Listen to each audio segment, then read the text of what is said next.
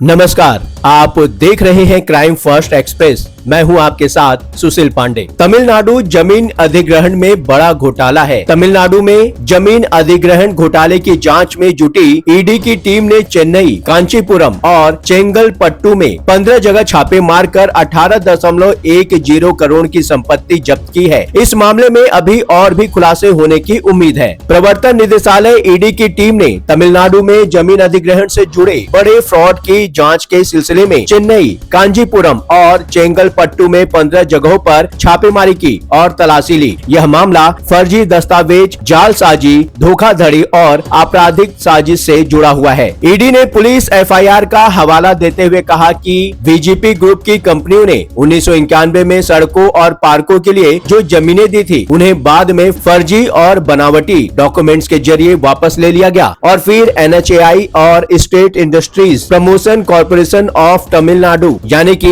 SIPCOT द्वारा अधिग्रहण से कुछ समय पहले प्राइवेट लोगों को बेच दिया गया। फेडरल एजेंसी ने एक बयान में कहा कि छापेमारी के दौरान 18.10 करोड़ रुपए की संपत्ति भी जब्त की गई। पीटीआई के मुताबिक ईडी के बयान में कहा गया कि ईडी के चेन्नई जोनल ऑफिस ने 2021 और 2022 में श्री पेरम्बदूर और कांचीपुरम में पुलिस द्वारा जालसाजी, धोखाधड़ी, आपराधिक साजिश और धोखाधड़ी से मुआवजा लेने वालों में मामले में दर्ज एफआईआर के आधार पर जांच शुरू की। पीटीआई के मुताबिक मद्रास हाईकोर्ट ने इन मामलों से जुड़ी कार्रवाई में यह भी देखा था कि कई लोगों ने अधिग्रहण से पहले धोखे से जमीनों पर मालिकाना हक का दावा किया था, जिससे सरकारी खजाने को भारी नुकसान हुआ। ईडी की जांच में पाया गया कि एनएचएआई और SIPCOT द्वारा अधिग्रहण से ठीक पहले सरकारी अधिकारियों के पक्ष में रजिस्टर्ड किए गए डीड को कैंसिल करने के लिए जाली, फर्जी, बोगस डॉक्यूमेंट्स का इस्तेमाल किया गया था। इन कथित धोखाधड़ी वाले कैंसिलेशन से उन जमीनों की बिक्री हो गई जो असल में सरकारी कामों के लिए थी। ईडी ने कहा कि बदमाश यही नहीं रुके और धोखे से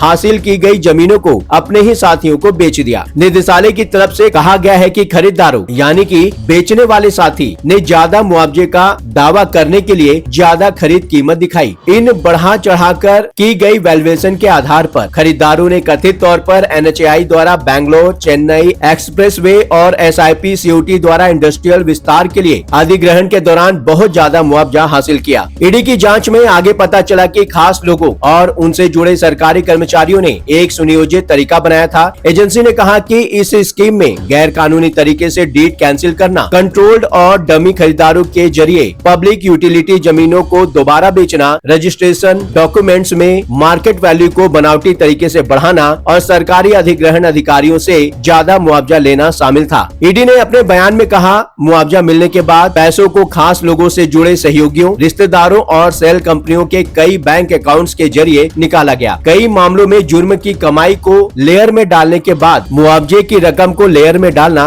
और साजिश करने वालों के बीच अंदरूनी बातचीत से जुड़े कई आपत्तिजनक डॉक्यूमेंट्स और डिजिटल सबूत बरामद किए गए हैं और उन्हें जब्त कर लिया गया है। ईडी ने पहले बड़े बैंक अकाउंट स्टेटमेंट और रिकॉर्ड की गई गवाही की जांच की थी, जिसमें ऐसे लोगों और कंपनियों के नेटवर्क की पहचान की गई थी जिनका इस्तेमाल क्राइम के पैसे को सर्कुलेट करने और छिपाने के लिए किया जाता था। इन बातों की पुष्टि अब सर्च ऑपरेशन के दौरान मिले सबूतों और सामान से हुई है। सर्च के दौरान 1.56 करोड़ रुपए कैश और 74 लाख रुपए कीमत के बुलियन जब्त किए गए हैं। इसके अलावा 8.4 करोड़ रुपए के बैंक बैलेंस और 7.4 करोड़ रुपए की कीमत के शेयर फ्रीज कर दिए गए हैं। ईडी ने कहा कि कुल जब्त या फिर फ्रीज की गई संपत्ति की कीमत 18.10 करोड़ रुपए है। इस विषय पर आपकी अपनी क्या राय है, हमसे जरूर साझा करें। कमेंट बॉक्स में आपके विचारों का स्वागत है। चैनल को सब्सक्राइब करें। वीडियो पसंद आया हो तो वीडियो को लाइक करें। लगातार खबरों के लिए बने रहिए क्राइम फर्स्ट एक्सप्रेस के साथ।